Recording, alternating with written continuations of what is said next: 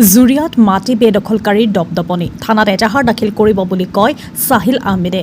নগাঁও জিলাৰ জুৰিয়া থানাৰ অন্তৰ্গত মেলেকাঠিঙত মাটি বেদখলকাৰীৰ দপদপনি ৰামজান আলী, সাদ্দাম আলী, মন্নাজ আলী, আজিম উদ্দিন, ফকৰ উদ্দিন, মুকছিদুল ইছলাম, ৰফুল আমিন, কাছেম আলী এইকেইজনে সাহিল আহমেদৰ মেলেকাঠিং বজাৰত থকা ৰুম জোৰ-জুলুম কৰি বেদখল কৰিব বিচৰাত কাজিয়াৰ সূত্ৰপাত হয়।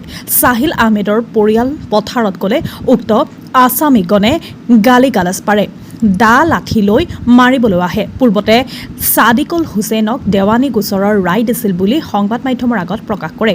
ইয়াৰ উপৰিও সাহিল আহমেদৰ পৰিয়ালক প্ৰাণে মৰাৰ ভাবুকি দিয়ে। আৰক্ষীয়ে তদন্ত কৰি কি ব্যৱস্থা ল'ব সেয়া পৰৱৰ্তী সময়ত হ'ব লক্ষণীয়। নগাঁৱৰ পৰা মুজাম্মিল খানৰ ৰিপৰ্ট, নিভাজ অসম লাইভ। দলিল কৰা আছে, নামজাৰি আছে, সিহঁতে কৈ আছে এতিয়া সিহঁতৰ বোলে মাটি, সিহঁতে আহিছে মাটি বেদখল কৰিবৰ কাৰণে। আমাৰ চব মাটি কিনা মাটি, সিহঁতৰ মাটি নহয়। কোন কোন আহিছিলে? এই মন্নাজ আলী, আজিমুদ্দিন, ফকৰুদ্দিন, ৰমজান আৰু ইফালে আহিছে ৰুহুল কাছেম।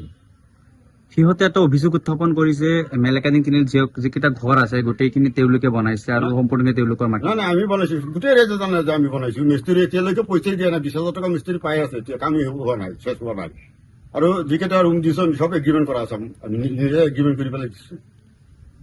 আৰু কি আহ্বান জনাব আৰক্ষী প্ৰশাসনক? কি আহ্বান জনাব? মই আৰক্ষী প্ৰশাসনক মই এটাই অনুৰোধ জনাই আছো, এইটো উচিত তদন্ত লাগে, উচিত তদন্ত কৰি পেলাই এইটো শাস্তি দিব লাগে।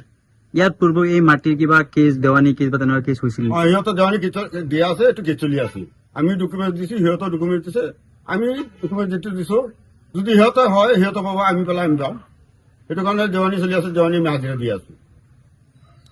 আৰু সিহঁতে কেইদিন পিছতে সিহঁতে উত্থাপন কৰে, কেছ কৰে, এইটো কেছ কৰে, সেইটো কেছ কৰি পেলাই আমাক ফচা।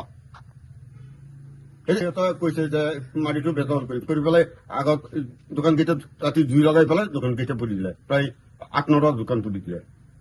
আজিৰ পৰহিদিনা কালি নিজত গম পাইছো যে এইটো কাম সিহঁতেই কৰিছিল। আৰু কোন কোন জড়িত আছে বুলি আপোনালোকে ভাবে?